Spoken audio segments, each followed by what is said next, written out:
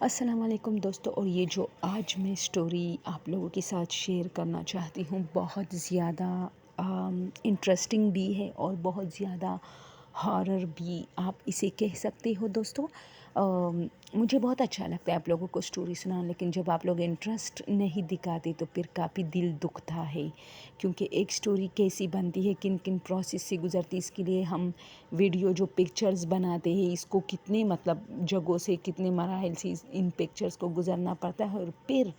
جا کے اپلوڈ ہوتی ہے، اور اپلوڈنگ میں جو ہیش ٹیگز اور جو اس کا ٹائٹل بنتا ہے، جو اس کی تھمبنیل بنتی ہے، جو اس کا پورا نام ہم رکھتے ہیں،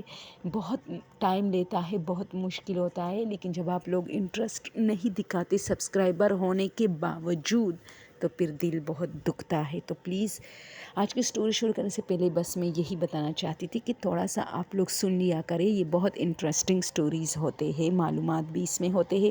اوکے دوستو، آج کی سٹوری ایک بوڑھی اماں جی کی ہے۔ اس اماں کی ایک بہت بڑا کھیت تھا۔ ہماری جو ہے گاؤں کی یہ کہانی مشہور ہے۔ تو یہ کنجوس بہت تھی۔ اس کے جو درخت تھے اس میں مالٹے اور اورنج، جسے اورنج کہتے ہیں انگلش میں، اور انار، زیادہ تر انار اور لیمن اور بناناز اور بہت ساری چیزوں کی ان کی جو ہے درخت۔ اب میں بتاؤں، ہمارا علاقہ سرد علاقہ ہے، اس میں جو ہے بناناز جو ہے بہت کم اگتا ہے، اور بہت کیئر اگر آپ بنانا کا جو پودا اگاتے ہو تو اس کے لیے آپ کو بہت زیادہ اس کا کیئر کرنا پڑے گا، کیونکہ ہمارا علاقہ سرد ہے، اور سرد علاقوں میں کیلے جو ہے بہت مشکل سے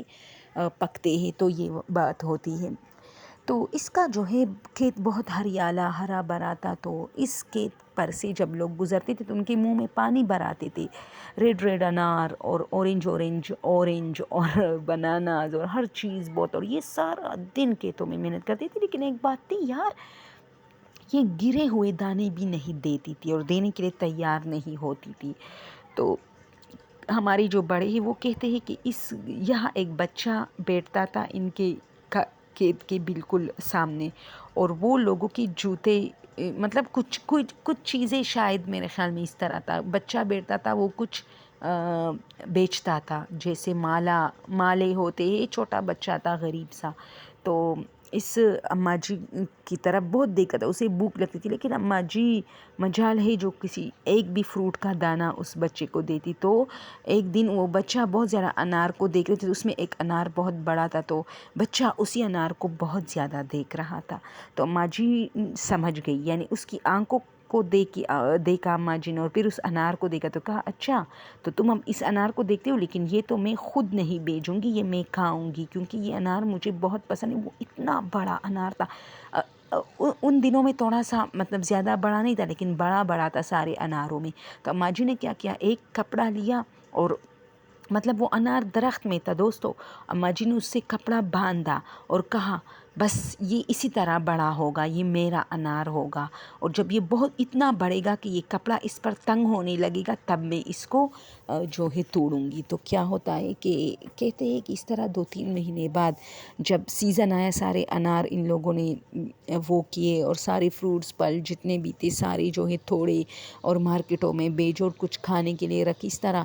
تو وہی انار اسی طرح تھا، اور اماں جی سارا دن اس انار کی چوکیداری کرتی تھی، اور اس بچے کو بالکل وہ بچہ بہت زیادہ اس انار کو دیکھتا تھا، لیکن پھر چھوڑ دیا دیکھنا، کیونکہ اماں جی نے اسے اپنی نیت بتائی تھی کہ یہ میرا انار ہے اور اسے میں کھاؤں گی، کیونکہ میں نے بہت محنت سے اس انار کو جو ہے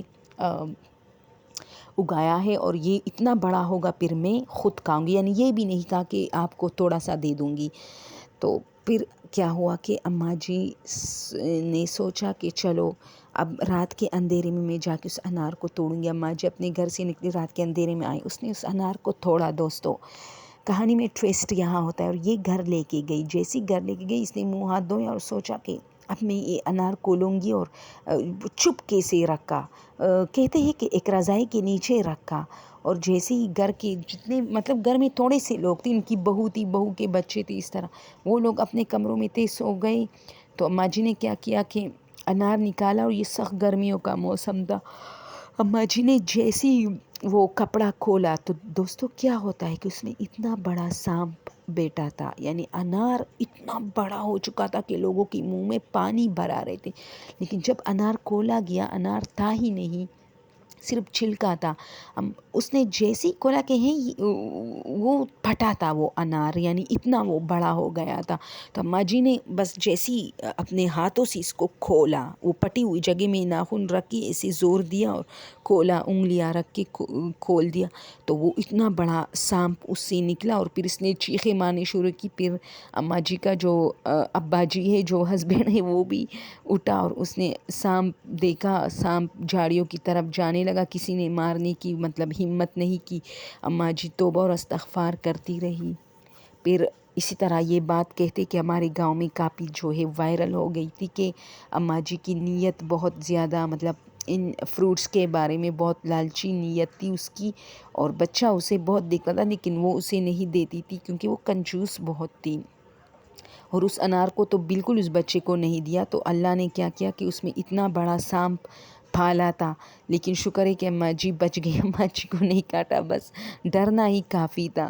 تو یہ سٹوری ہمارے گاؤں میں بہت وائرل تھی، میں چاہتی تھی آپ لوگوں کے ساتھ شیئر کروں کہ بعض ٹائم زیادہ لالچ سے کام نہ لیا کرو دوستو، اکثر جو لالچ ہوتی ہے وہ آپ کی جو ہے آپ کے لیے خطرناک ثابت ہو جاتی ہے۔